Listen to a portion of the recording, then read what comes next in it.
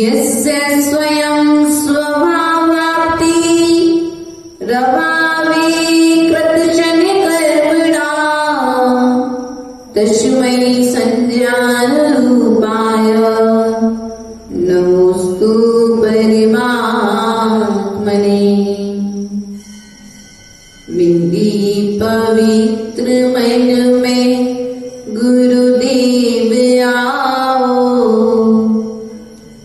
मैं शास्त्र वाचन करूं प्रतिभा जगाऊं। अरिहंत भासित छवि श्रुत देवताओं, क्या बोलना अब मुझे तुम ही बताओ। क्या बोलना अब मुझे तुम ही बताओ। जहाँ जहाँ भी जैन धर्म हो फूले और फले, फला फूल का देखो इसको सबका चित्त खिले। वात्सल्य की यही भावना सबके अंदर हो। मेरा अंतिम मरण समाधि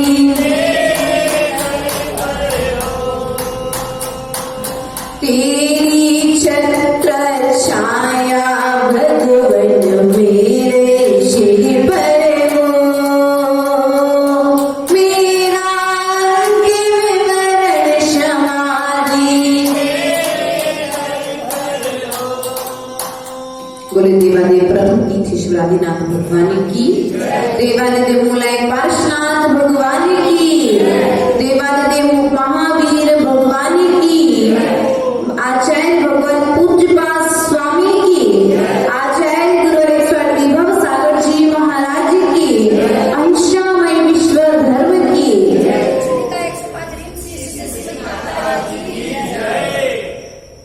चलते हैं द्वादशांग मां जिनवाणी की श्री चरणों में नतमस्तक होते हुए आचार्य भगवंत पूज्यपाद स्वामी कृत इष्टोपदेश ग्रंथ में अर्थात इष्ट अर्थात आत्मा और आत्मा के लिए प्रिय लगने वाला, आत्मा के हित में दिया जाने वाला उपदेश अर्थात इष्टोपदेश ग्रंथराज में प्रवेश करते हैं। परम पूज्य आचार्य गुरुवर के श्री चरणों में नमस्कार करते हैं। हे भगवान, आप मेरी हृदय रूपी वेदी पर आकर के विराजमान होइए और इस धर्म सभा को संचालित करिए। नमोस्तु भगवान, नमोस्तु भगवान, नमोस्तु भगवान। प्रिय बंधुओं, कल हम सभी का विषय चल रहा था कि यह जीव आत्म कल्याण में लगा हुआ है। किसकी ओर लगा हुआ है? जो जीव आत्म कल्याण में लगे हुए हैं, वे जीव आत्म कल्याण किस प्रकार से कर रहे हैं और आत्म कल्याण के साथ साथ में जो 22 परीक्षाओं को सहन कर रहे हैं, ऐसे योगी अर्थात मुनिराज आदि जो हैं, वे किस प्रकार से सहन कर रहे हैं और सहन करने पर उन्हें फायदा क्या हो रहा है।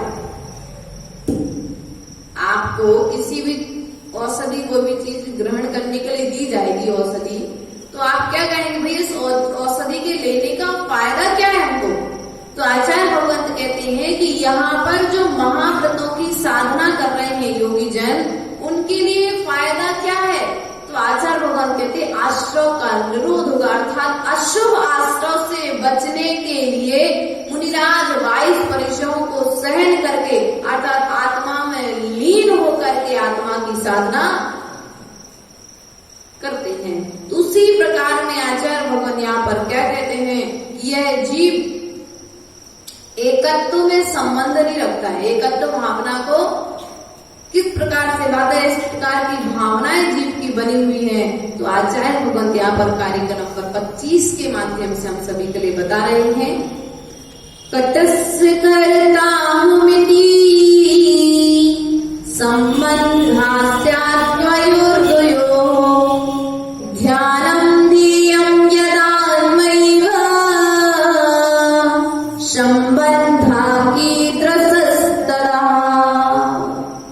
क्या कह रहे हैं, कटस्थ करता है कि किसका करता हूं मैं, किसका, कटस्थ मतलब चटाई, मैं अहम, मैं चटाई का करता हूं। संबंधास्याद्वयोर्द्वयो, कर्ता कर्म संबंध भिन्न भिन्न दो पदार्थों में होता है। एक तो कर्ता अपने लिए मानना, कर्म हमारा जो कर्म, मेरे द्वारा जो क्रिया की जा रही है उससे कि मेरे द्वारा ऐसा किया जा रहा है, मैं ऐसा कर रहा हूं। मैं यदि ऐसा नहीं करता ना अरुण कुमार जी, मैं यदि चतुर्मास नहीं कराता ना तो यहाँ के चतुर्मास कराने वाला नहीं था। यदि मैंने ऐसी मान्यता बना करके रखी है, मैंने ऐसी बुद्धि बना करके रखी है, तो आचार्य भगवंत क्या कहते हैं, जब आत्मा ही ध्यान दे तब संबंध कैसा। आत्मा का ध्यान जब करने वाले हैं तो पर में संबंध कैसा, मैं पर का कर्ता कैसे हो सकता हूँ, अर्थात नहीं हो सकता हूँ। जब तक इस मैं बुद्धि का त्याग नहीं होगा तब तक जीव अपने आत्म कल्याण नहीं कर सकता है। मैं ऐसा कर रहा हूँ, यदि मैं नहीं होता तो ऐसा नहीं होता, मैं ऐसा नहीं करता तो ऐसा नहीं होता। भैया सामने वाले का भी तो पुण्य है, मैं किसी का करता धरता नहीं हूँ। और जो जीव ऐसी मान्यता रखता है वह जीव कर्म का बंध करता है। किसका बंध करता है, मैं किसका करता हूँ, कर्म का करता हूँ। कौन से कर्म का करता हूँ, जो मैंने पूर्व में कर्म किया है उसी कर्म का करता हूँ, आज भोगता हूँ। कौन से कर्म का जो किया है उसका भोगता हूँ, और अगले जन्म में जो भोगना उसका आज करता हूँ। कर्म का करता धरता हूँ, मैं पर का कुछ करता धरता नहीं हूँ। लेकिन हमारी स्थिति क्या है, हमने पर का करता धरता अपने लिए मान करके रखा है, इसलिए राग बुद्धि उत्पन्न हो रही है। इसलिए जीव के लिए अशुभ का आश्रय हो रहा है, और अशुभ का आश्रय जब हो रहा है तो संसार भी बढ़ता चला जा रहा है। आचार्य भगवान कहते हैं जब जीव ने अपने लिए कर्ता धर्ता मान लिया है तो क्या हो रहा है उसके साथ में। तो आचार्य भगवान कहते हैं बध्यते मुच्यते जीवा समो निर्ममः क्रमात् तस्मात् सर्व प्रयत्नेन निर्ममत्वं विचिन्तयेत्। क्या कह रहे, बनता है और छूटता है। किससे बनता है छूटता है, मुच्यते छूटता है। किससे छूटता है, कर्मों से बनता है। राग भाव के कारण जीव कर्मों से बनता है, और वैराग भाव के कारण जीव निर्मत्य अवस्था को जब प्राप्त हो जाता है तो यही जीव कर्मों से। लेकिन जो जीव मैं करता हूँ, यह मैं भी राग से आया है। किससे आया है, मैं होगा तो राग होगा, और तुम होगा तो द्वेष होगा, क्योंकि तुमने ऐसा किया, तुमने ऐसा किया इसलिए मेरे साथ ऐसा हो रहा है। यदि तुम नहीं होते तो हमारे दिन तो जीवन के बहुत अच्छे। अच्छा कार्य करता तो मैंने किया, बुरा किया तो तुमने किया। अच्छा किया तो मैंने किया, अच्छा हो गया तो मैंने किया, और बुरा हो गया तो शरद भैया ने कर दिया। नहीं भैया, कोई किसी को कुछ नहीं दे सकता, कोई किसी का कुछ नहीं कर सकता है। जो जीव जैसे कर्म का बंध करके आता है वह जीव अपने किए हुए कर्म को ही भोगता है। प्रदीप जी, तुम्हारे भाग्य में होगा तो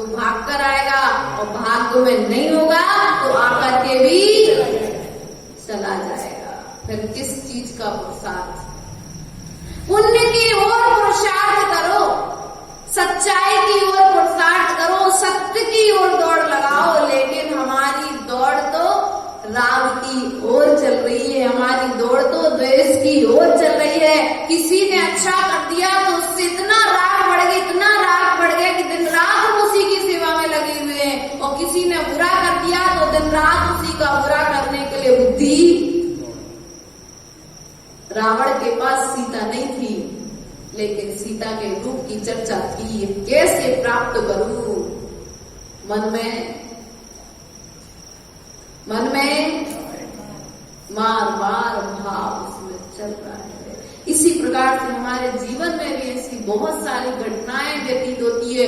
वस्तु हमारे सामने नहीं होती है, व्यक्ति हमारे सामने नहीं होता है, लेकिन उसके प्रति राग और द्वेष भाव हमारे मन में चलता रहता है। तो आचार्य भगवान कहते हैं यह भाव भी तुम्हारे लिए कर्म बंध का कारण है, क्योंकि इन भावों का रुक जाना ही तो तुम्हारे लिए निर्मत अवस्था को प्राप्त कराएगा।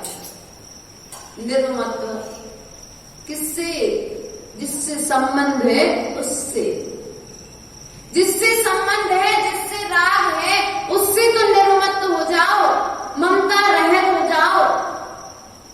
आचार्य भगवान कहते समता नहीं तो साधु क्या, और ममता नहीं तो माता क्या। माँ का परिचय ममता है, अपना परिचय समता है। इसलिए विचार करिए प्रिय बंधुओं, क्या आप समता को धारण नहीं कर सकते? जिस समता गुण के कारण सिद्ध भगवान सिद्धालय में जाकर के विराजमान हुए हैं, वह गुण मेरे अंदर प्रकट नहीं हो सकता है क्या? यदि हो सकता है तो कब प्रकट करेंगे? पुरुषार्थ करना पड़ेगा। और पुरुषार्थ किस लिए करना है? समता गुण को प्राप्त करने के लिए पुरुषार्थ करना है। तो समता गुण के आने से क्या होगा प्रकाश जी? कर्मों के बंधने और छूटने की जो परंपरा चली आ रही है वह रुक जाएगी, वह विराम दे देगी। और जब यह कर्मों के छूटने और बंधने की परंपरा विराम देगी तो आप निश्चित ही सिद्धालय में जाकर के विराजमान, चाहे शुभ कर्मों का आना हो चाहे अशुभ कर्मों का आना हो। जब दोनों कर्मों का आना रुक जाएगा तो क्या हो जाएगा? कर्मों को छूटने में समय। नाम उदाहरण दिया था तत्वार्थ सूत्र के पहले अध्याय में, जीव अजीव आश्रव बंध चंबर निद्रा और मोक्ष, इन 7 तत्वों की कहानी बताई थी। कैसे बताई थी? किससे छूटना है, किसको रोकना है, किसको बांधना है, किससे बचना है?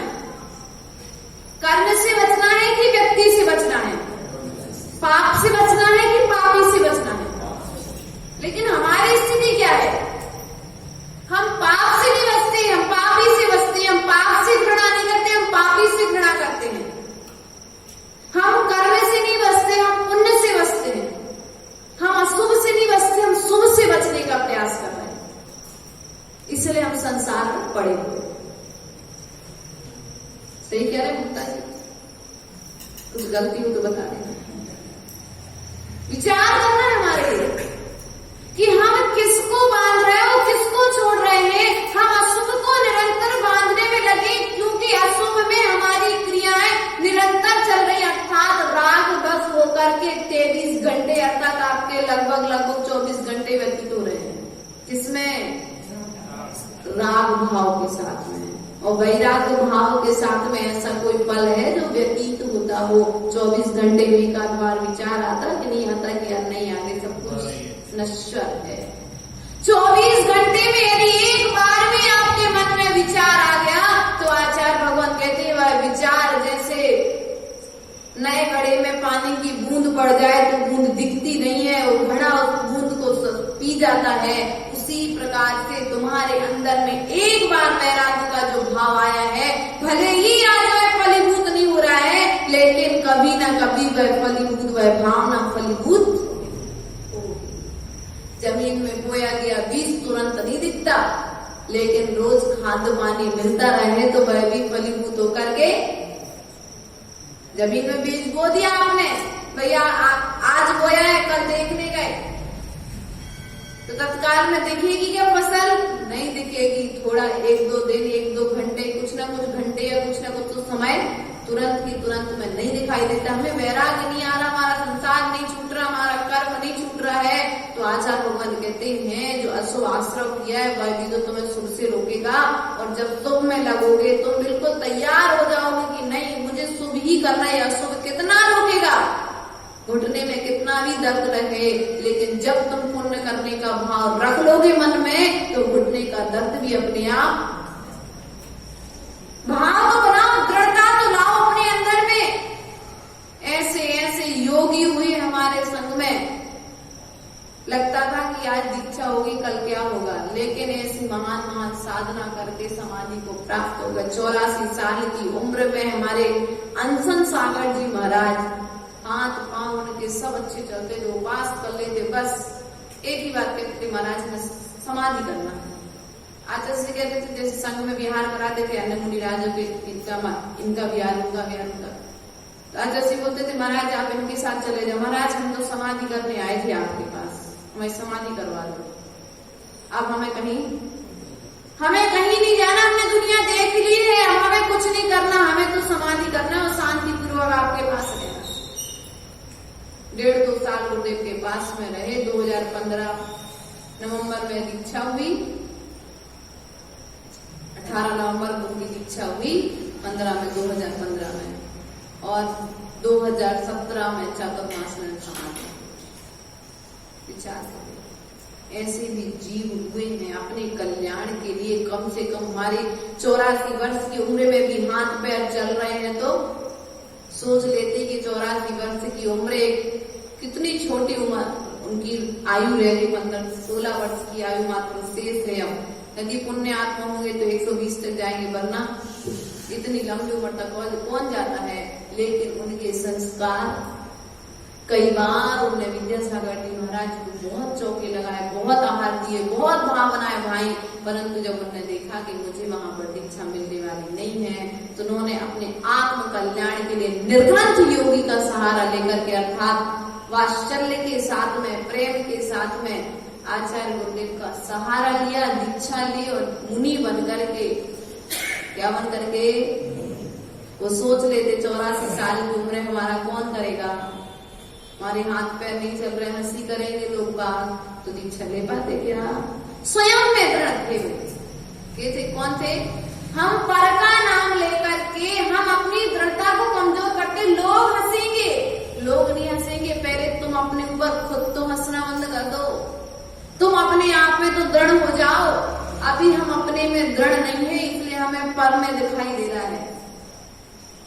आचार्य भगवान कहते हैं अभी निर्ममत्वता भी स्वयं में नहीं आई है, हम दूसरे का नाम लेकर के, दूसरे की आड़ लेकर के संसार में फंसे। लोग क्या कहेंगे, सबसे बड़ा रोग क्या कहेंगे, क्या कहेंगे लोग, ये सबसे बड़ा लोग क्या कहेंगे। देखो राम जब वन को गए तब भी लोगों ने कुछ कहा था, राम जब वन से आए तब भी लोगों ने कुछ कहा था, सीता के लिए जब जंगल में छुड़वाया तब भी लोगों ने कुछ कहा था, सीता को जब जंगल से बुलाया गया तब भी लोगों ने कुछ कहा था, सीता जब पृथ्वीमती माता जी के पास दीक्षा लेने गई तब भी लोगों ने कुछ कहा था, जब केवल आगे जाकर के वो गणधर आदि बनकर के अपना आत्म कल्याण करेगी तब भी लोग कुछ कहेंगे। तो लोगों का कहने का काम है, करने का काम हमारा है।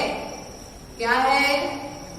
हम यहाँ पर आए तो लोगों ने कुछ कहा होगा, बीच में आते जाते रहे तो कुछ कहा होगा, हमारे जाने के बाद कुछ और कहेंगे, तो लोगों को काम कहना है, लेकिन हमारा काम करना है। हमारा काम करने पर बस है, हमारा बस कार्य करने पर है। लोग क्या कहेंगे, प्रत्येक व्यक्ति की सोच अलग अलग है, उस व्यक्ति की सोच को हम नहीं पकड़ सकते हैं क्या? एक दृश्य, एक कहानी हमने आपको बताई थी ना खुद में, एक स्त्री का शव रास्ते में पड़ा हुआ है, राजा निकला तो पटरानी बनाने का सोच रहा है, वो उसकी बुद्धि है। एक वेश्या निकली तो कोठे पर बैठा ले तो सोच रही वो उसकी बुद्धि है। एक कुत्ता निकला तो अपना भोजन बनाने का विचार कर रहा है, वो उसकी बुद्धि है। एक सेठ निकला तो बेटी बनाने का सोच रहा है, उसकी बुद्धि है। जिसके पास जैसी बुद्धि है वो वैसा सोच पाएगा, जिसके पास अच्छी बुद्धि होगी। एक मुनिराज निकले तो यदि जिंदा होती तो आरिका दीक्षा, आरिका के व्रत धारण करके अपना कल्याण कर लेती। मुनिराज निकले तो उसके कल्याण के विषय में ही, सो मरने के बाद में भी क्या सोच रहे, कल्याण की बात सोच रहे हैं। प्रत्येक जीव का कल्याण हो जाता। इसलिए प्रिय बंधुओं, प्रत्येक जीव की स्वतंत्र सोच है। व्यक्ति की सोच में हम अपना आत्म कल्याण रोक लें,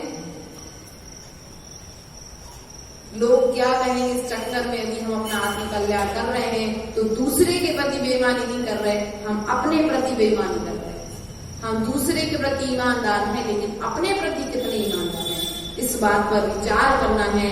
आचार्य भगवान कहते हैं ममत्व भाव से भी जीव कर्म से, ममत्व भाव के साथ में जीव कर्म से बंधता है और निर्ममत्व भाव के कारण जीव कर्म से छूटता है। इसलिए इस निर्ममत्व भाव को धारण करो, ममत्व भाव का त्याग करो। शरीर से जो सबसे बड़ा हमें ममत्व भाव है, शरीर दुबला हो रहा है, शरीर मोटा हो रहा है, शरीर काला हो रहा है, शरीर गोरा हो रहा है, शरीर ठिंगा है, शरीर लंबा है, आदि आदि की जो मान्यताएं हमने ममत्व भाव, राग भाव बना करके रखा है पर में और अपने शरीर में, इस भाव को त्याग करके हमें अपने निर्मत्व दशा को प्राप्त होकर के अपना आत्म कल्याण करना चाहिए। इसी दशा को आचार्य भगवान कहते हैं, जब जीव निर्मत्व अवस्था को प्राप्त हो जाएगा तो वह जीव कैसे रहेगा, क्या करेगा। फिर आचार्य भगवान कहते हैं आत्म कल्याण के लिए यह व्यक्ति क्या विचार करेगा। तो आचार्य भगवान कहते हैं एको निर्ममः शुद्धो ज्ञानी योगीन्द्र गोचरा बाह्या संयोगजा भावा मत्तः सर्वेपि सर्वथा। अब जो निर्मत अवस्था को प्राप्त हो गया वह आत्मा का ध्यान कर पाएगा, क्योंकि जब तक जो निर्मत अवस्था को प्राप्त नहीं होगा वह जीव आत्मा का कल्याण भी नहीं कर पाएगा। तो आचार्य भगवान कहते हैं एको मैं एक हूँ, निर्ममत्व हूँ, शुद्ध हूँ, ज्ञानी हूँ और क्या हूँ, योगियों केवल ज्ञानी श्रुत के द्वारा जानने योग्य हूँ। क्या हूँ, मेरे को हमको कौन कौन जाता है, केवल ज्ञानी। भैया आपके पाप को हम नहीं देख पा रहे कोई बात नहीं, लेकिन केवल ज्ञानी के ज्ञान में तो प्रतिपल वो देख नहीं रहे, उनके ज्ञान में दिख रहा है सब कुछ, उन्हें देखने की आवश्यकता। इसलिए भैया पाप करने के पहले एक बार सोच लेना, केवल ज्ञानी देख रहे हैं तुम्हें, कौन देख रहे। यदि कोई चोर चोरी करे तो देखता है चारों तरफ की, कोई देख तो नहीं रहा है, और कोई नहीं देख रहा है तो चोरी कर लेता है वो। लेकिन उसी प्रकार से विचार करना, हो सकता है संसार का तुम्हें कोई भी प्राणी ना देख रहा हो, संसार के प्राणियों की दृष्टि तुम्हारी तरफ नहीं होगी, लेकिन केवल ज्ञानी के ज्ञान में तो तुम्हारे शुभ अशुभ क्रिया, पाप पुण्य सब एक साथ वहां पर, एक का नहीं सबका, हमारा हो या तुम्हारा हो, सब कुछ वहां पर दिखाई दे रहा है। इसलिए कर्म करने के पहले क्या करो, विचार करो, मैं कैसा कर्म कर रहा हूँ, मुझे इस कर्म का फल क्या मिलेगा। किसका फल, मेरे द्वारा जो क्रिया की जा रही है उस क्रिया का मुझे फल क्या मिलेगा, इस ओर दृष्टि डालने की आवश्यकता है। अब आचार्य भगवान कहते सभी संयोग, बाह संयोग गजा भावा, और बाहर के जो संबंध है बाह संयोग और सब तरह से भिन्न है। किससे भिन्न है, बाहर में जो संयोग है उन सभी से भिन्न है। कौन, जो आत्मा का ध्यान कर रहा है। बाहर के जितने भी संयोग मिले हैं, संबंध हुए हैं, उन संबंधों को क्या करेगा, संयोग से उत्पन्न होने वाले पदार्थ मुझसे आत्म स्वभाव से भिन्न है। जब योगी निर्मत्व अवस्था को प्राप्त हो जाएगा, राग से रहित हो जाएगा, तो वो क्या विचार करेगा, भाई राहुल भैया अलग है, रोहन भैया अलग है, प्रदीप जी अलग हैं, देवेंद्र जी अलग हैं, इंद्रवर्धन जी अलग हैं, नाना तरह से। प्रकाश जी सबसे सतत पोता अलग है, पोती अलग है, पुत्र अलग है, पुत्री अलग है, ये मेरे नहीं है। मेरे हैं क्या? अरे यदि मेरे हैं तो अभी मैं निर्मत अवस्था को प्राप्त नहीं हुआ हूँ। इस तरह से निर्मत अवस्था को प्राप्त योगी अपनी आत्मा का ध्यान करेगा। उसकी आगे आचार्य भगवंत क्या कहते हैं? ये जो संबंध आज जीवन में बनाए हुए हैं वे कैसे हैं? संबंधों को त्यागने की प्रेरणा यहाँ पर आचार्य भगवंत देते हैं। तो आचार्य भगवंत कहते हैं दुख संदोह भागित्वम् संयोगादिहृदेहिनाम् त्यजाम्येनं ततः सर्वम् मनोवाक्काय कर्मभिः। दुख संदोह भागित्व, ये जितने भी संबंध हैं किसको देने वाले हैं? दुख को देने वाले। संयोग आदि जो किसके? देह से संबंध रखने वाले धन आदि शरीर आदि के संयोग दुख का समूह है, अर्थात दुख को देने वाले हैं। किसको दे? भागित्वम, भागीदार बनना पड़ता है। किसके कारण? इस शरीर के संबंधों के कारण, इन रिश्तेदारों के कारण हमें किसका भागीदार बनना पड़ता है? दुख का भागीदार बनना। तजामेनम तथा सर्वम। तो आचार्य भगवान कहते हैं क्या करो? मैं छोड़ता हूँ। किसको छोड़ता हूँ? तथा सर्वम, इन सभी शरीर और कर्म के संयोग को मैं छोड़ता हूँ। मनोवाक्काय कर्म भी, मन और वचन की, मन वचन और काय की क्रिया के द्वारा। किनके द्वारा छोड़ो भैया? शरीर से तो छोड़ दिया, घर छोड़ करके चले गए, महाराज जी के पास रहने लगे। वचनों से चर्चा करना बंद कर दिया, लेकिन मन में राहुल कैसा होगा? सब भाभी ने घर छोड़ दिया, लेकिन अब मन में विचार आ रहा है राहुल कैसा होगा, छोटा वाला कैसा होगा। भैया नाना तरह के अभी विचार चल रहे हैं। तो आचार्य भगवान कहते हैं अभी तुम्हारा घर छोटा नहीं है, बाहर में नहीं दिख रहा, लेकिन अंदर में तो बात चल रही है। ऐसे ये संबंध है जो ऐसी भी मन वचन काय से छोड़ा गया। सही शरीर आदि के जो सहयोग है वे ही तुम्हें सुख का कारण बनेंगे, बाकी तुम्हारे लिए दुख का कारण बनेंगे।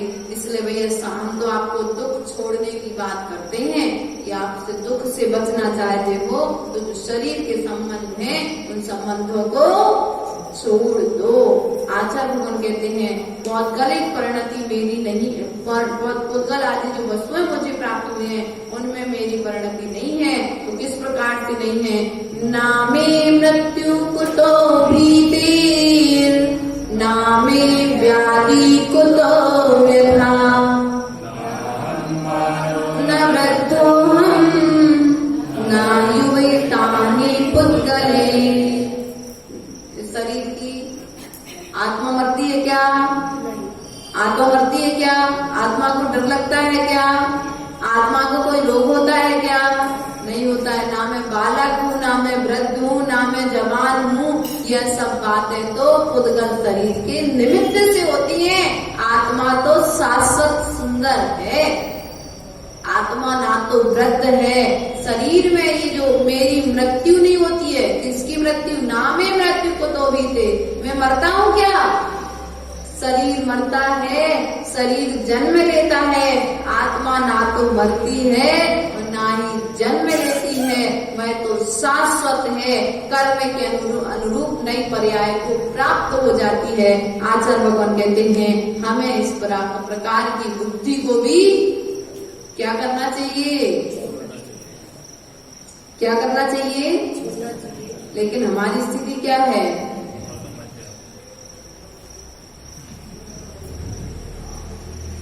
हमारी स्थिति क्या है? हमारी स्थिति क्या है? पकड़े हुए बिना पहनने भी मतलब पानी से कौन नहीं पहनता हैं? उनके घड़े में पानी नहीं रुकता, ऐसा बोल रहा है। चिकने घड़े पर मिट्टी का हो तो फिर भी रुक जाएगा, उल्टा दूंगा फिर भी, लेकिन यदि चिकना होगा चीनी मिट्टी का तो पानी 1 मिनट भी। लेकिन आप इतने दुष्ट तो नहीं हो, क्योंकि आप सभी के बीच में जो भी इस गांव से निकल करके गए महाव्रती बने हैं, सुबह गड़ा है, धीरे धीरे संस्कार। हाँ सुबह गड़ा है। बस थोड़ा सा समय लगेगा। क्या होगा? थोड़ा सा समय लगेगा। बस उस समय को लाने के लिए तुम्हें समय सार में प्रवेश करना पड़ेगा, अर्थात समय सार स्वरूप तुम्हें तुम्हारी आत्मा में प्रवेश करना पड़ेगा। तो आचार्य भगवान कहते हैं ज्ञानी की अनासक्त बुद्धि किस प्रकार की होती है? तो आचार्य बुद्धर्जिता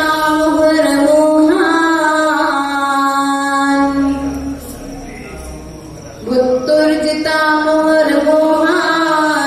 मया सर्वेपि पुद्गला उच्चिष्टेष्वेवतेष्वद्य मद्विज्ञस्य का स्पृहा। क्या कह रहे हैं?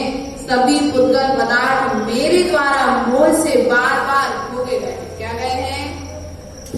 जितने भी ये पुद्गल पदार्थ हैं ये मेरे द्वारा बार बार भोगे। रसगुल्ला कितनी बार खाया है? ऐसी कोई भी वस्तु है जो आपने ना भोगी हो आज तक? हर वस्तु का आपने भोग किया है। तो आचार्य भगवान कहते हैं अब क्या करो, ये सब जूठन के समान हो गए। किसके समान हो गए? जूठन के समान हो गए। उच्चिष्ट तेज बदले। अब क्या करो, इन्हें त्याग कर दो। क्या कर दो?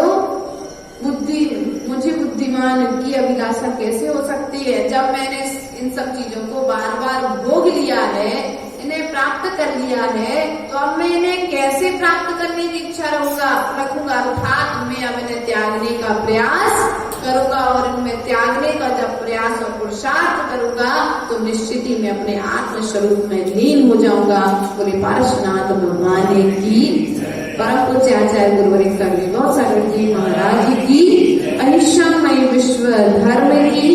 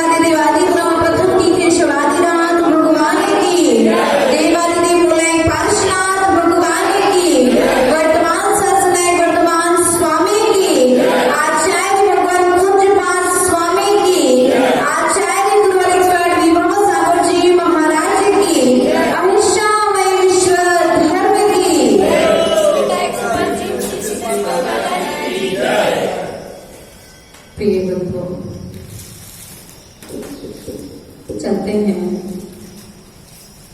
द्वादशांग मां जिनवाणी के श्री चरणों में नमस्कार करते हुए पूज्यपाद स्वामी कृत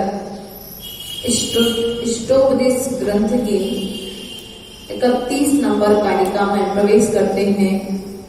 परम पूज्य आचार्य गुरुदेव के लिए हृदय रूपी वेदी पर स्थापित करके इसके भावार्थ की ओर बढ़ते हैं। आचार्य भगवंत कारिका नंबर 31 के माध्यम से आचार्य भगवंत कहते हैं प्रत्येक जीव अपना अपना प्रभाव बढ़ाना चाहता है, तो कारिका के माध्यम से हमने जाना था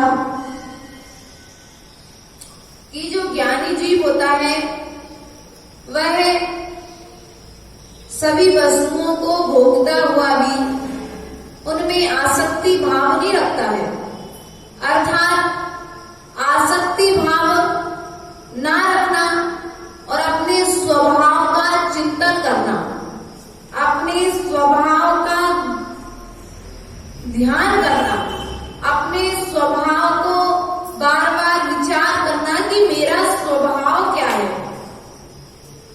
पर वस्तुओं से रहित अपने आप को मानना,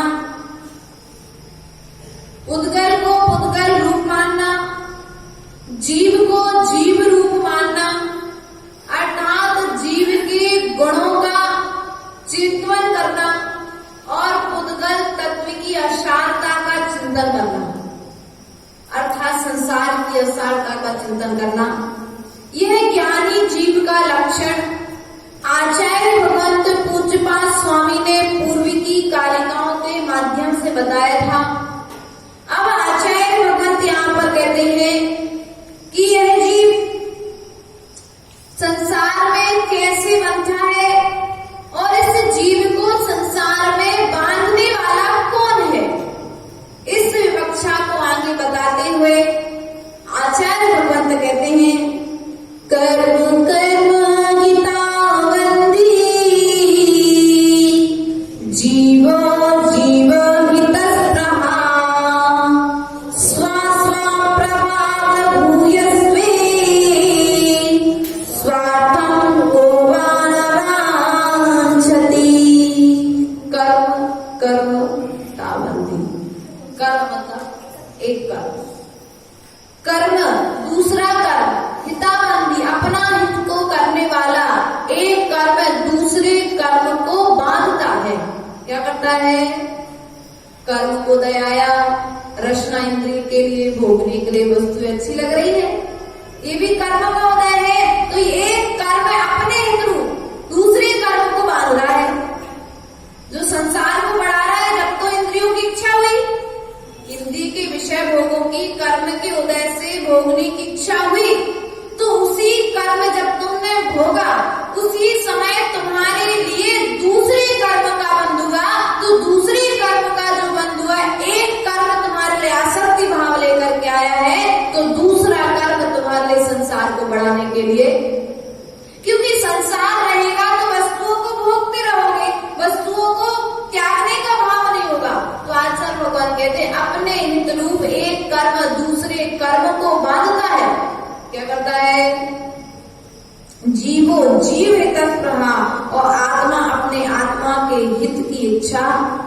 और जो जीव आत्मा है कर्म कर्म को बांधता है, आत्मा क्या करेगा? कर्म कर्म को हित रूप कर्म बांधेगा, जिसको जैसा अच्छा लगेगा वो वैसी सामग्री करेगा। उसी प्रकार से आचार्य भगवान कहते आत्मा जीव जीव हितस्पृहा, आत्मा अपने आत्मा के हित की इच्छा करता है। क्या करता है? आत्मा, एक आत्मा अपनी आत्मा की, किसकी आत्मा की? अपने आत्मा की इच्छा करता है। किसकी? किसकी आत्मा की इच्छा कर रहे आप?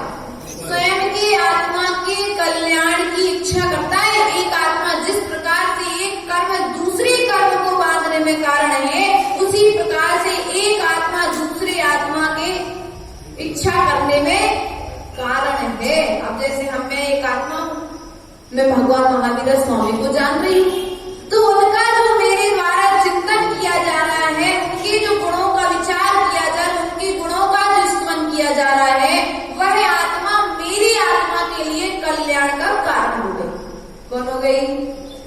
कल्याण का कारण हो गई, हितरूप हो गई। स्वास्व प्रभाव भूयस्वे, स्वास्व मतलब अपने अपने प्रभाव, शक्तिशाली प्रभाव के होने पर कोवा स्वार्थम न वांछति, कौन अपना हित नहीं चाहता है?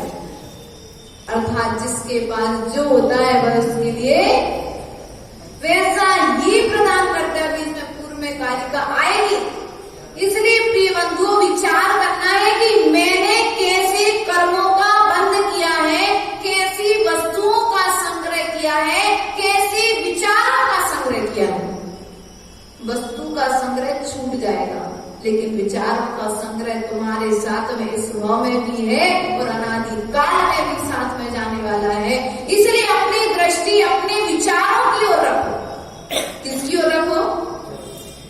कि आपने अपने पास कैसे विचार संग्रहित करके रखे हैं। अच्छी विचारों को संग्रहित किया होगा तो अच्छे कार्य करने के भाव होंगे, और यदि बुरे विचारों को संग्रहित करके रखा होगा तो बुरे विचार उत्पन्न होंगे। अब हमें चिंतन करना है कि मैंने अपने पास रखा क्या है। कर्म बंद करने वाली सामग्री को अर्थात विचारों को एकत्रित करके रखा है कि कर्म निर्जरा कराने वाली सामग्री अर्थात विचारों को एकत्रित करके रखा। विचार करने के मात्र से कर्म बंद हो जाता है। हाँ, विचार करने मात्र से कर्म का बंद होता है। एक जीव सोचता है रात्रि भोजन कर लो, कृत करने का सोचा, कार्य करने लग गया, अनुमोदना, कृत कार्य तो अनुमोदना तो भाव तो हो ही गया है, तो ऐसा करो भोजन तो इन्हीं से कर्म बंद होता है। नहीं। लेकिन देखो एक भाव हुआ करना, 10% पाप हुआ, लेकिन करने लग गए तो विचार करें। अनुमोदना करी तो 10% मिला, करने लग गए। अनुमोदना करी तो 10% लगा, करने का भाव आया मन में तो 20% हो गया, लेकिन उसी कार्य को करने लग गया सामने वाला अनुमोदता, तो आपके लिए कितना % हो गया? पूरा। इसको व्यवहार दृष्टि का तो भी दोष लगेगा, मतलब दोष तो लगेगा, आपको प्रतिफल बंद हो रहा है।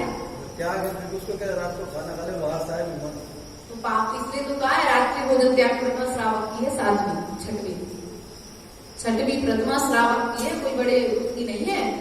6वीं प्रथमाधारी श्रावक घर में रह सकता है, इसलिए का रात्रि भोजन त्याग प्रथमा ना तो स्वयं करेगा और ना दूसरे को करने की प्रेरणा देगा, और ना कराएगा ना अनुमोदना करेगा। तो क्या करे? घर में रहते हुए उस स्थान से हट जाएगा, माध्यस्थ भाव हो जाएगा उस समय। लेकिन विवाह में तो माता जी कोई अगर मेहमान रात को आया लेकिन जो व्रती होगा वो व्यवहार नहीं निभाएगा, वो आत्म कल्याण का चिंतन करेगा।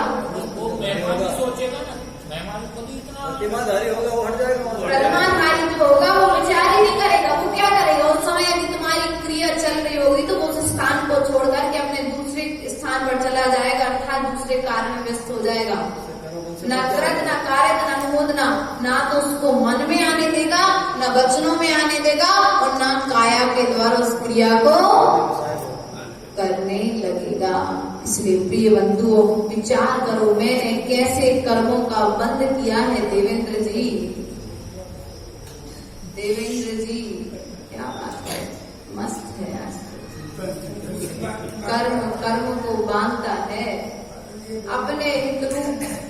जिस व्यक्ति को, जैसे कसाई व्यक्ति है तो मतलब हिंसा करने की सामग्रियां उसके पास मिलेगी, और एक स्वाध्याय करने वाला व्यक्ति है उसके पास स्वाध्याय संबंधी सामग्रियां आपको मिलेंगी, और एक भोग करने वाला व्यक्ति है तो उसके बाद समस्त भोग की सामग्रियां मिल जाएंगी। इसलिए विचार करना है कि मैंने इस आत्मा के द्वारा अपनी आत्मा के कल्याण के विषय में विचार किया कि नहीं किया, कि कर्म के द्वारा कर्म को बांधता जा रहा हूँ। एक रस्सी से तो वैसे ही बने थे, अब दूसरे के बाद फिर एक तो कर्म के साथ में आए थे तो एक रस्सी, दूसरी कहेगी। विचार करो, आप समझ जाओ क्या कहना चाह रहे। दूसरी रस्सी बांध ली, उसके बाद में एक के ऊपर एक, रस्सी के ऊपर रस्सी चढ़ती चली जा रही है, जब तक ये रस्सी छूटेगी नहीं। और यदि जैसे ये मान के चलो ये डब्बा है, इस रस्सी से इसको एक रस्सी से इधर से बांध दिया था, एक छोर से बना था, लेकिन अब समय एक छोर से मात्र राग से बना था, इसलिए छोड़ने में ज्यादा समय नहीं लगेगा। लेकिन अब इसके बाद में फिर एक दूसरी रस्सी लग गई, विवाह हो गया, गृहस्थ जीवन प्रारंभ हो गया, पोते पोतियों से राग बढ़ गया, दूसरी रस्सी बढ़ गई, तीसरी रस्सी बढ़ गई, ऐसे बढ़ते बढ़ते परंपरा तुम्हारी ये पूरा रस्सी से पैक हो गया, बंध गया। व्यक्ति छूटने के लिए तरस रहा है, लेकिन आचार्य भगवान कहते कोई बात नहीं, तुम वैराग को धारण करो। एक कहीं से भी इतनी रस्सी में से कहीं से भी एक भी छोड़ काट दो, पूरी रस्सी किसके द्वारा? चिंतन। इसलिए अपने विचारों को गति दो। अनादिकाल की बंधी हुई रस्सी को वैराग्य के मार्ग पर बढ़ करके, मोक्ष के मार्ग पर बढ़ करके खोला जा सकता है, तोड़ा जा सकता है। यदि हम नहीं तोड़ेंगे तो संसार की परंपरा बढ़ी रहेगी। संसार की बढ़ती हुई परंपरा को ही तो रोकना है। और किसको रोकना है? किसी को रोकना है क्या? कांति रात्रि किसी को नहीं रोकना। आज आने वाला आए, जाने वाला जाए। यदि रोकने लायक कोई चीज है तो वह कर्मबंध है। कौन है? कर्मबंध है। भगाने वाला यदि कोई है तो वह कर्म है। कर्मों को भगाओ, अशुभ कर्मों को भगाओ, शुभ कर्मों को उदय में लेकर के आओ। तो शुभ कर्मों का उदय कैसे आएगा? जब शुभ को करोगे तो शुभ आएगा, और जब अशुभ को करोगे तो अशुभ आएगा। इसलिए प्रयास और पुरुषार्थ करो, अशुभ कर्म से बचो, आत्मा के हित रूप सामग्री को एकत्रित करने का विचार करो। अब आचार्य रूपंत यहाँ पर क्या कहते हैं? परोकृति मुत्सृज्य स्वा उपकार परो भव उपकुर्वन् परस्याज्ञो दृश्यमानस्य लोकवत्। परोकृति मुत्सृज्य क्या करते यहाँ पर? शरीर आदि के उपकार का त्याग करके स्वोपकार करो, आत्मा का उपकार करो। क्या करो? किसका उपकार करते आ रहे हैं मास्टर? पर का। पर कौन है? शरीर और शरीर से संबंधित सब, शरीर और शरीर से संबंधित जितने भी संबंध है वे सब कौन है? पर है। अरुण कुमार जी, कोई तुम्हारा नहीं है, सब दूसरे पराये हैं। पड़ोसी पराया नहीं है, मकान पराया है, पुत्र पराया है, पत्नी पराई है, पुत्र वधू पराई है, पोता पराया है। जितने भी संबंध है वे सब पराये हैं। क्योंकि शरीर जब तुम्हारा पराया, कहते जब शरीर तुम्हारा सगा नहीं है तो बाहर के संबंधी तुम्हारे सगे कैसे हो सकते हैं? समझ में आ रही बात प्रदीप जी? नींद तो नहीं आ रही? नहीं, कहाँ आएगा? बदिया लगाते देवे। चलिए विचार करिए कि जहाँ जिस शरीर के साथ हम 24 घंटे रह रहे हैं, हमारी आत्मा इस शरीर में निरंतर प्रवास कर रही है। ये शरीर भी मेरा नहीं। आचार्य भगवान कह रहे हैं, क्या कह रहे हैं? ये शरीर भी तुम्हारा नहीं है, इसका उपकार करने का त्याग कर दो। तो क्या करो? भूखे रहो। फिर शरीर का उपकार हो रहा है तो भूखे रहो। फिर नहीं, भूखे नहीं रहो। निश्चय एकांत में मत जाओ, अनेकांत को धारण करो।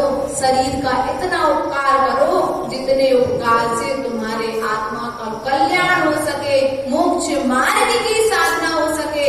साधु क्या करते हैं? शरीर के साथ में रहते हैं लेकिन भोजन साधना के लिए करते हैं। क्या करते हैं? जीने के लिए खाते हैं कि खाने के लिए जीते हैं? जीने के लिए। जीने के लिए शरीर के जितना गाड़ी में आवश्यक है उतना पेट्रोल दे दो। उससे यदि ज्यादा दोगे तो फिर गाड़ी भी ओवरलोड हो जाएगी। और जैसे भोजन कभी कभी ओवरलोड हो जाता ना तो क्या होगी हमारी स्थिति?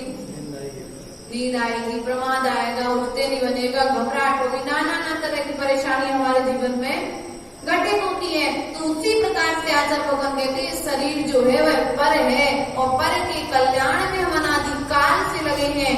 स्वकार प्रभाव, स्व मतलब अपनी आत्मा के उपकार में लगो। किसके उपकार में लगो? किसके उपकार में? अपनी आत्मा के उपकार में लगो। उपकुर्वन् परस्याज्ञो, उपकुर्वन् उपकार करता हुआ भी देखा जाता है। कौन देखा जाता है? परस्याज्ञो, पर का। कौन? अज्ञानी जीव। कौन? अज्ञानी जीव पर का उपकार करता हुआ देखा जाता है। हम कौन है? अज्ञान। आप लोग कौन हो? उपकुर्वन् परस्याज्ञो, जो अज्ञानी जीव है वह पर का उपकार करता हुआ देखा जाता है। तो ऊपर की लाइन बताया था, परोकृत मुत्सृज्य, जो शरीर आदि के संबंध है वे पर पर है, और जो इनके उपकार में लगा हुआ है वह जीव अज्ञान है। कौन है? कौन है? पर के उपकार में लगा हुआ पर के उपकार में लगा हुआ है। परमात्मा के उपकार में नहीं लगा, परमात्मा के कल्याण मिला, अपनी आत्मा को परमात्मा बनाने के लिए नहीं लगा, पर के उपकार में लगा है। और जो पर के उपकार में लगा है वो एक दिन पर वाला जरूर बनेगा। दृष्टि स्व में नहीं, पर में ही है। दृष्टि स्व में नहीं, पर में है। पर में ही है, इसलिए पर वाले बनोगे। जैसे यहाँ पर है ना, पर बहुत है यहाँ पर, है कि नहीं है? बस जैसे मंदिर में आए, बैठे, सब कुछ किया, लेकिन यहाँ पर आकर के भी यदि मायाचारी छलकापट करी तो मंदिर में आओगे, ऐसा पर्याय मिल जाएगी कि मंदिर में पहुंच जाओगे, शिखर के ऊपर बैठे रहोगे, पंखा चलेगा, यहाँ घूमते रहोगे, पर वाले बनी रहोगे। आज हमने पर वालों की परंपरा को त्याग करना है, पर की पर प्राप्त करने की परंपरा को यदि विराम देना है तो क्या करना पड़ेगा? स्व का चिंतन करना पड़ेगा, स्व वालों का चिंतन करना पड़ेगा, स्वाध्याय करना पड़ेगा, अर्थात स्वयं का अध्ययन करना पड़ेगा, स्वयं के विचारों का अध्ययन करना पड़ेगा। आज तक हमने अपनी बुद्धि को पर में और पर के विचारों में, एक तो पर और दूसरा पर के विचार, मेरे बारे में दूसरा क्या सोच रहा है, दूसरा क्या करे इसकी चिंता ज्यादा है। होगा के सबसे बड़ा रोग क्या कहेंगे?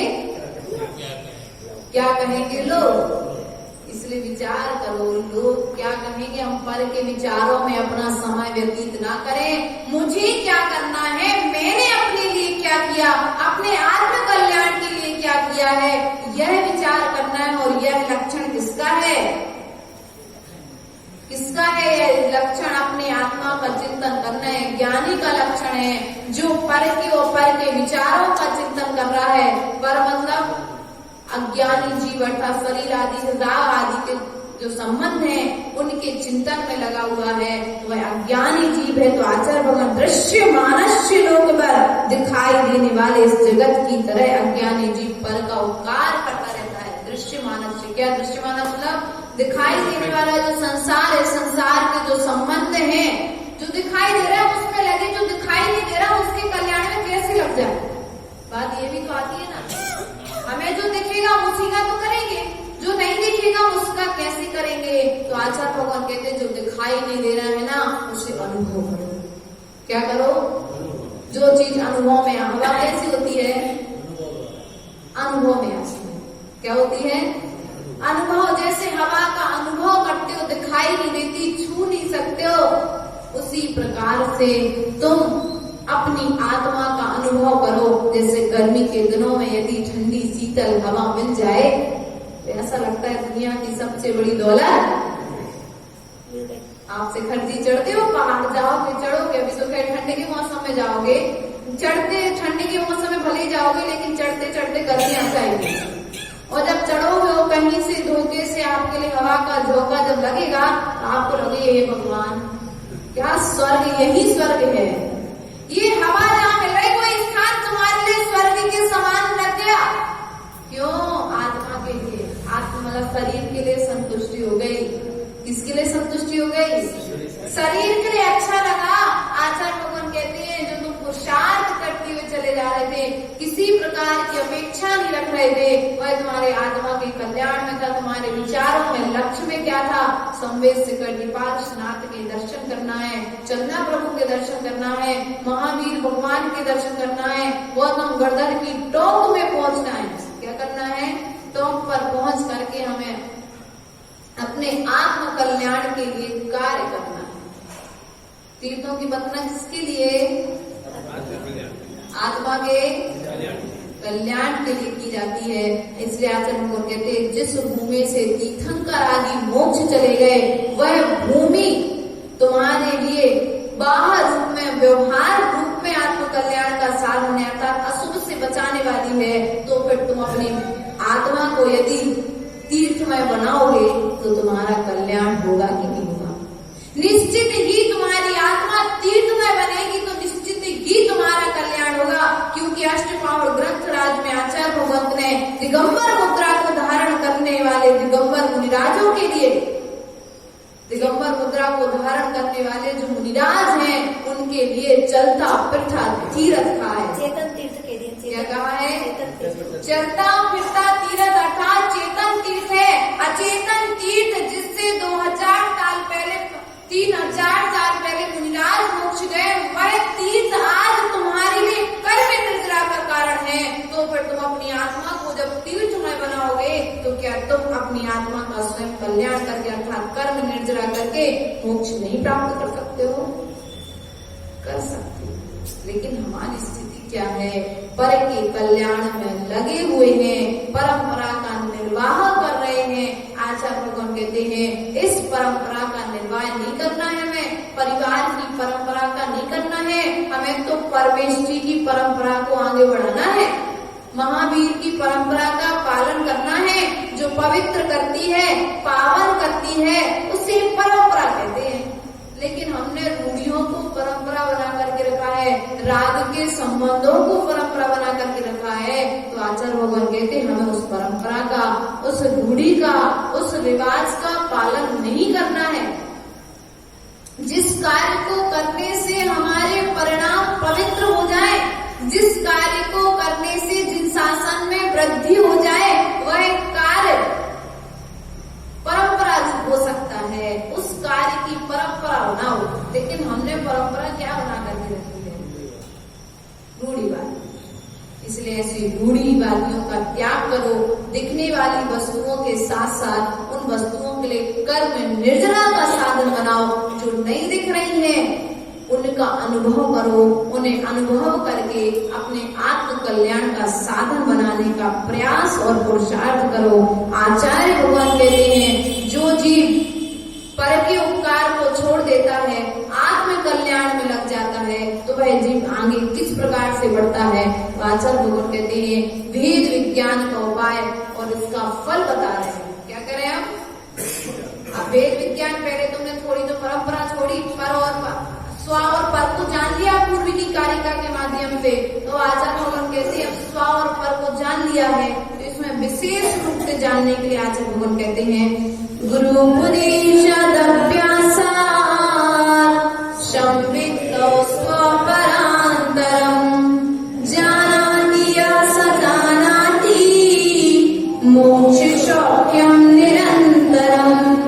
गुरुपदेशादभ्यासात्, गुरु के उपदेश से। किसके उपदेश से? गुरु के उपदेश से। अभ्यासात्, अभ्यास से। संवित्ते स्वपरान्तरम्, संवित्ते ज्ञान से स्व और पर पदार्थों को के अंतर को जानता है। कौन जानता है? जानितः। कौन जानता है? यह सा जानाति। यह जो मनुष्य गुरु के उपदेश से, गुरु पहले तो गुरु का उपदेश मिल गया, गुरु के उपदेश के मिलने के बाद आपने क्या किया? अभ्यास किया। अभ्यास करने के बाद यह जीव स्व अर्थात आत्मा पर मतलब पर पदार्थों को जानता है। वह क्या कहता है? मोक्ष सौख्यम निरंतरम, वह मोक्ष सुख को जानता है। बिना गुरु के उपदेश के अभ्यास तो हो जाएगा, लेकिन बिना गुरु के उपदेश के करोगे तो कहीं ना कहीं बिना अभ्यास के यदि गाड़ी चलाओगे आप लोग तो कहीं ना कहीं डर अंदर में। लेकिन यदि कोई आपको गाड़ी चलाना सिखा दे तो फिर आपको बैठते समय चलाते समय डर नहीं लगता है। उसी प्रकार आचार्य भगवान कहते हैं मोक्ष महल तक आपको जाना है, मोक्ष मार्ग पर आपको बढ़ना है तो गुरु का उपदेश आवश्यक है। जैसा जैसा गुरु कहते जाए वैसा वैसा करते चलो अर्थात अनादिकाल के जो हमारे अभ्यास जिनका नहीं किया है उस कार्य को करने का अभ्यास बनाओ। जिनवाणी सुनने का अभ्यास हम बना रहे नहीं बना रहे, समझ में नहीं आ रही कोई बात नहीं, लेकिन फिर भी धर्म सभा में बैठ करके पुण्य नहीं होगा तो पाप भी नहीं होगा। क्या नहीं होगा? जो पाप और पुण्य को जानते हुए ही धर्म सभा तक आ सकते, जो पाप पुण्य को नहीं जानते हुए अपने घर में पुण्य पाप नहीं करोगे, लेकिन फिर भी पुण्य का बंध नहीं हो रहा है। लेकिन मंदिर में तुम धर्म सभा में आए हो, भले ही तुम्हारा मन नहीं लग रहा, तुम्हें समझ में नहीं आ रहा है, तुम्हें एक शब्द भी पल्ले नहीं पड़ रहा है, कोई बात नहीं, लेकिन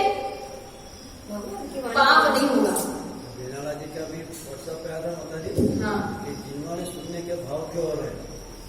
देखिए समुद्र आगे के में। जो संस्कार किए होंगे आगे, तुमने कभी ना कभी भावना भाई होगी, और आगे अच्छा होने वाला होगा, वही जिनवाणी सुनने का भाव हो रहा है। जिनवाणी सुनने के भाव अनादिकाल में जब नरक में थे ना, नरकों में थे ना, उस समय भावना भाई थी, ये भगवान मैंने जब नरक में थे, जब हमें यातना दी जा रही थी, तो हमें एक एक पाप का फल वहां पर बताया जा रहा था, कानों में छेदन किया जा रहा था, कानों में दुख दिया जा रहा था, तो भैया क्यों दिया जा रहा? तुमने इन कानों से निंदा सुनी है, जिनवाणी नहीं सुनी, तो आपने क्या भावना भाई थी?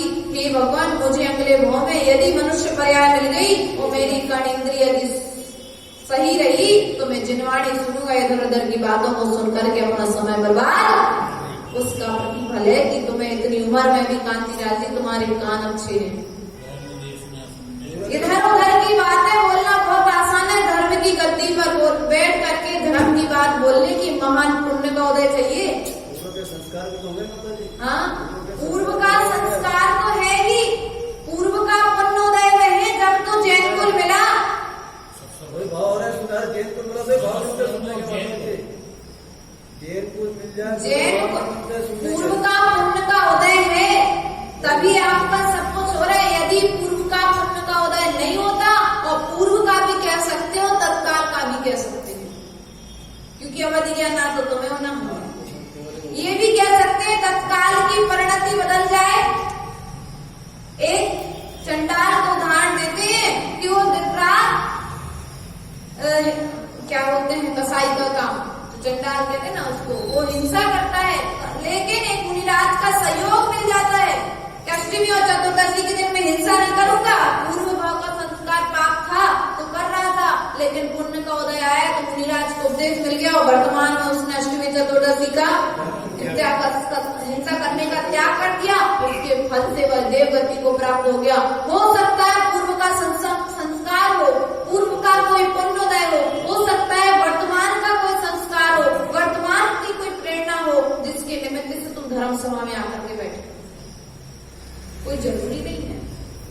ये कह सकते हैं कि पुण्य तो है, पुण्य उदय में आया है, लेकिन संस्कार तुम्हारा आज का है कि अनादिकाल का है? फिर तो यदि कहे तो अनादिकाल से हम यदि हिसाब किताब लगाया जाए तो मुनिराज ही बने, ऐसा कहते 9वीं ग्रेड तक गए, लेकिन वहां से जाकर के वापस आ गए हैं कि, लेकिन यदि उसके संस्कार होते तो कुछ ना कुछ तो लक्षण वर्तमान में त्याग रूप दिखाई देते। कहते ना, आचार्य को विद्यासागर जी के लिए, आचार्य को विराग सागर जी के लिए, आचार्य को विशुद्ध सागर जी के लिए, कभी कभी आचार्य को विभव सागर जी के लिए देखते श्रावक कहते हैं, महाराज ऐसा लगता है इतनी छोटी उम्र में आप लोगों ने वैराग्य को धारण कर लिया। कोई 16 साल की उम्र में बढ़ा, तो कोई 17 साल की उम्र में बढ़ा, तो कोई 18 साल की उम्र में बढ़ा। आचार्य विद्यासागर जी की उम्र ज्यादा थोड़ी ना थी जिस समय मोक्ष मार्ग में बढ़े, तो उनका एक भाव का संस्कार नहीं था, ये उनका भाव का संस्कार था।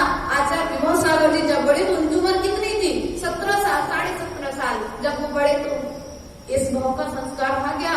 नहीं, अनादिकाल की जो उनने भावनाएं भाई थी, वह वो संस्कार उनके साथ उदय में आया था, तब कहीं वे निर्ग्रंथ मुद्रा को प्राप्त हुए हैं। आज आप यहाँ पर बैठ कर के जिनवाणी सुन रहे हैं, तो आचार्य गुरुदेव क्या कहते हैं? आज यहाँ पर जो धर्म सभा में आकर के जिनवाणी को सुन रहे हैं, वो एक दिन समूह शरण में जाकर के जिनवाणी को सुनने का सौभाग्य प्राप्त करेंगे। और जो जीव एक बार समूह शरण में चला जाएगा, फिर वह दिव्य ध्वनि सुनेगा, भगवान की दिव्य ध्वनि सुन के कर्म क्षय करेगा। कर्म क्षय के यदि तीव्र भाव हो गए, वहां तीर्थंकर का डायरेक्ट उपदेश मिल गया, तो क्या होगा? वह निर्ग्रंथ मुद्रा को धारण करेगा, और निर्ग्रंथ मुद्रा को धारण करके उसी भाव से मोक्ष को प्राप्त। आपके जीवन में एक तो घटना घटने वाली है। क्या क्या घटना घटने वाली है? आपको नरक निगोद की यात्रा तो नहीं होगी। यदि आपका गुण स्थान 5वां है, इसलिए विचार करिए। आपको नरक और निगोद की यात्रा तो नहीं होगी, क्योंकि आप जिनेंद्र भगवान की स्तुति रोज कर रहे हैं, लेकिन इसमें यदि मायाचारी है तो हो सकती है। हाँ, नहीं तो कह दो माता जी आपने बढ़िया कह दिया। हाँ, इसमें भी यदि मिलावट है तो हो सकती है, क्योंकि गया हुआ माल यदि मिलावट हो तो वापस आ जाता है। दुकान से बिका हुआ माल, देवेंद्र जी को अनुभव होगा, किसी किराने की दुकान है, हमारे कांतिलाल जी को अच्छे से अनुभव होगा, हमारे चांदी की दुकान है जिनकी, यदि थोड़ा बहुत मिलावट हो जाए सामने वाला वापस, उसी प्रकार से यदि भावों में मिलावट होगी तो वहां पर पर्याय में भी परिणमन हो सकता है, परिवर्तन हो सकता है। इसलिए अपने भावों में मिलावट नहीं करना है, उत्कृष्ट भाव रखना है, गुरु के उपदेश को सुनकर के अभ्यास करना है। किसका अभ्यास करना है? माताओं कहाँ चले गए? हम आपकी तरफ। किसका अभ्यास करना है गुरु का उपदेश सुनकर के? स्वात्म। शरीर अलग है, आत्मा अलग है, और यदि तुम ऐसा अभ्यास करते हो, भेद विज्ञान रूप अभ्यास करते हो, तो आचार्य लोग कहते हैं कि तुम्हारे लिए मोक्ष रूपी सुख मिलेगा। कौन सा सुख मिलेगा? मोक्ष जाओगे, अर्थात वहां पर जाकर के शाश्वत सुख की प्राप्ति आपको होगी। कौन से सुख की प्राप्ति होगी? ऐसा सुख जो कभी छूटने वाला नहीं है। जैसे एक बच्चा कहता है कि बाबा जी हम स्कूल जाएंगे, लेकिन हम स्कूल जाएंगे तो मिलेगा क्या? तो आप कहते भैया बेटा स्कूल होके आ जाओ, मैं आओगे तो मैं आइसक्रीम खिलाऊंगा। बोलते थे ना माता आप लोग, बेटा स्कूल होकर के आ जाओ, मैं बढ़िया अच्छा नाश्ता बना करके रखूंगा। ये नाना तरह की चीजें आप लोग बना करके बच्चों को जब लोग प्रलोभन देते हो तब कहीं भी स्कूल जाते हैं। तो आचार्य भगवान कहते हैं कि यदि तुम गुरु के उपदेश को सुन करके उसका अभ्यास करते हो तो तुम्हारे लिए मोक्ष का सुख मिलेगा, अर्थात कर्मों से रहित अवस्था प्राप्त हो जाएगी, अर्थात तुम्हारा संसार छूट जाएगा। आचार्य भगवत अभी आगे क्या कहते हैं कि तुम्हारा गुरु कौन है? अभी तो गुरु कह दिया भैया, गुरु का उपदेश सुनो। अब आचार्य भगवत कहते हैं निज आत्मा ही तुम्हारा गुरु है। तो आचार्य भगवत क्या कहते हैं? स्वस्मिन् सदविनाशित्वा दविष्ट व्यापकत्वता स्वयं हि प्रोकृत्वा दात्मयि गुरुरात्मना। स्वस्मिन् सदविनाशित्वा, अपने आत्म स्वरूप में ही सदविनाशित्वा, प्रशस्त मोक्ष सुख की अभिलाषा करने से। क्या करने से? अपने आत्म स्वरूप में ही मोक्ष सुख की अभिलाषा करने से। दभीष्ट ज्ञापक था, अपने प्रिय पदार्थ का ज्ञापक था, जानने वाला होने से। स्वयं हित प्रयुक्तत्वा, अपने आप अपने हित में प्रयुक्तत्वा, प्रवृत्ति करने वाला होने से। दात्मयि गुरुरात्मना, आत्मा ही अपना गुरु है। क्यों है आत्मा अपना गुरु? यहाँ पर देखो चित्र बना हुआ है, एक शेर हिरण के पीछे भाग रहा है कि नहीं भाग रहा है? लेकिन उसके लिए क्या हुआ? गुरु का उपदेश मिल गया। बाहर में हम आपको बहुत उपदेश दे रहे हैं, क्या कर रहे हैं? दिन रात उपदेश दे रहे हैं, लेकिन तुम्हारी आत्मा अर्थात तुम्हारा निज गुरु जब तक उस बात का तुम्हारे लिए स्वयं आत्मा में चिंतन नहीं होगा, उपदेश नहीं देगा, तब तक आचरण। इसलिए तुम अपने अभी निज गुरु को जानते कि नहीं जानते? निज गुरु को जानते कि नहीं जानते? पर गुरु को ही जान रहे हो, पर गुरु तो बाहर उपदेश दे सकते हैं। तुम्हारी आत्मा ही तुम्हारा गुरु है। कौन है? तुम्हारी आत्मा ही तुम्हारा गुरु है। इसलिए आचार्य भगवान कहते हैं अपनी आत्मा की बात को मानो। आत्मा हमेशा अच्छी बात को उपदेश देगी, अच्छी बात को करने को कहेगी, बुरी बात को करने के लिए आत्मा कभी भी नहीं कहेगी। आचार्य भगवान यहाँ पर स्वयं हित प्रयुक्त अपने स्वरूप में ही क्या करता है? प्रवर्तमान, प्रवृत्ति करने वाला होने से आत्मा ही अपने स्वरूप में। प्रवृत्ति कहाँ करोगे? गुरु का उपदेश सुनोगे भी तो प्रवृत्ति कहाँ पर करोगे? निज आत्मा में। जहाँ पर प्रवृत्ति की जा रही है, गुरु का उपदेश सुन करके निज आत्मा में जो प्रवृत्ति की जा रही है, इस कारण से निज आत्मा ही मेरा गुरु है। कौन है? निज आत्मा ही मेरा गुरु है। तो आचार्य भगवान कहते हैं अपने निज आत्मा की बात मानो, अर्थात अपनी आत्मा की आवाज को सुनने का प्रयास करो। क्या करो? जिया कविता के उलझेगा संसार विकल्पों में,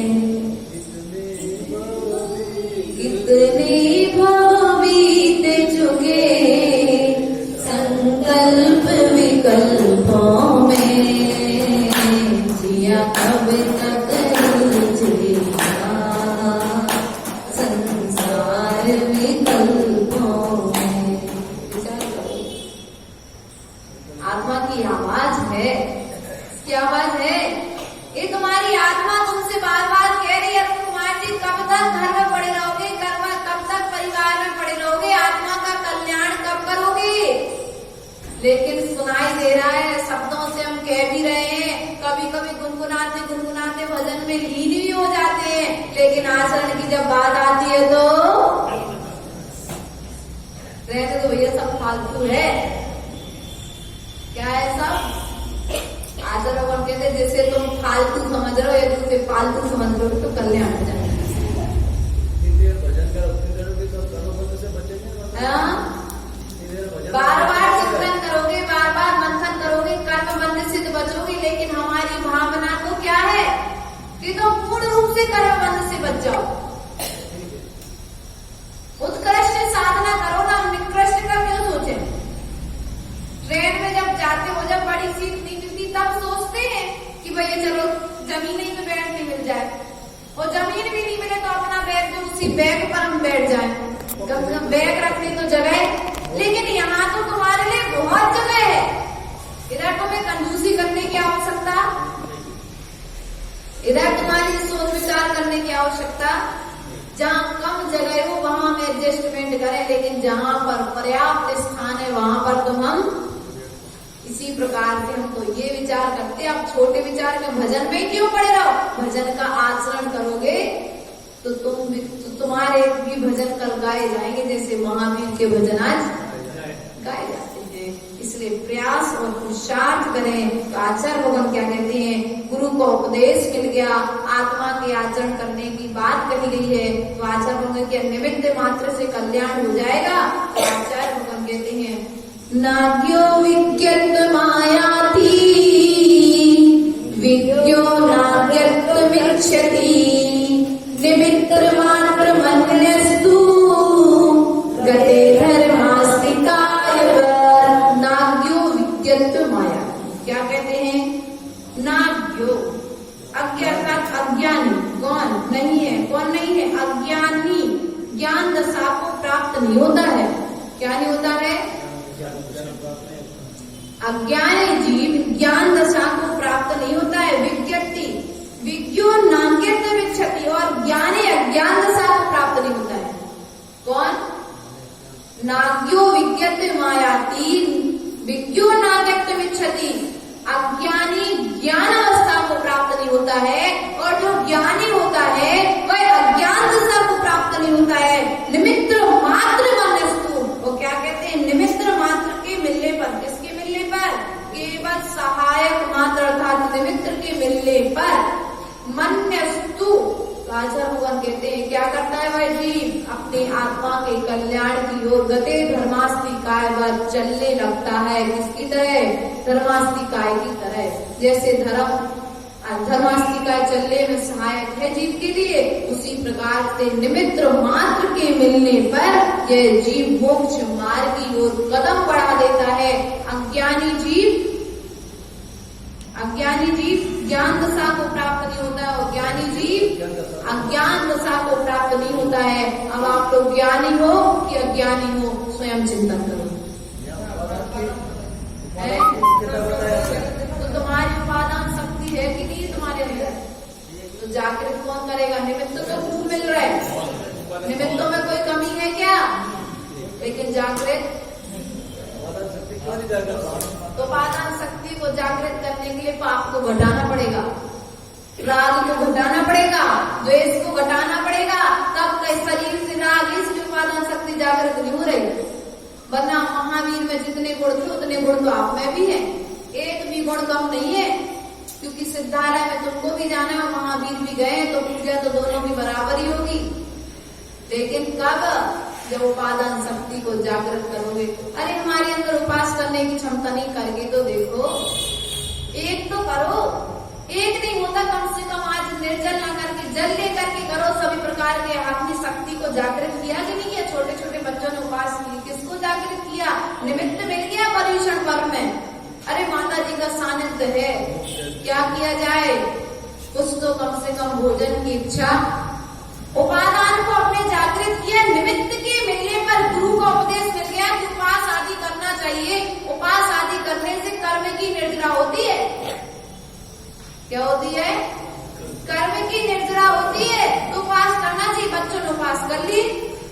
क्या किया? कुछ तो अपने उपादान शक्ति को जागृत, शक्ति इतना तो निश्चित हो गया कि शक्ति तो है, हम कर नहीं रहे हैं। एक टाइम खा करके भी व्यक्ति जीवित रह सकता है, तो पानी पी करके भी व्यक्ति जीवित रह सकता है। बस इतना अंतर हो जाएगा कि पानी पी करके थोड़ा कम समय तक जीवित रहेगा और भोजन करके थोड़ा जितनी आयुष लेकर के आया था उतनी आयुष लेकर के जाएगा।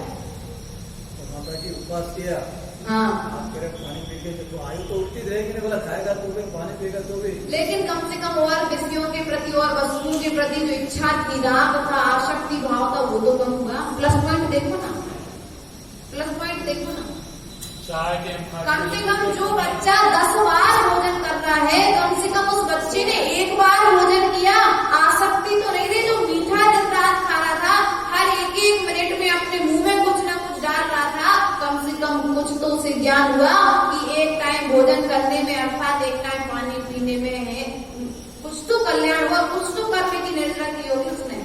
मेरा प्रश्न है माता जी कि भोजन करेंगे तो भी आयु तो तुम्हारी उतनी रहेगी और नींद करोगे तो भी आयु तो तुम्हारी उतनी जो नहीं, ना, ऐसा नहीं है, ऐसा नहीं है, है? ऐसा नहीं है। एक कारण मिलने पर एक घड़ा, एक नल में से एक एक बूंद पानी गिर रहा था, आयु तो घटी रही है ना। और उस नल को पूरा तेज गति से चालू कर दिया गया, टंकी को खाली होने कितना समय लगा?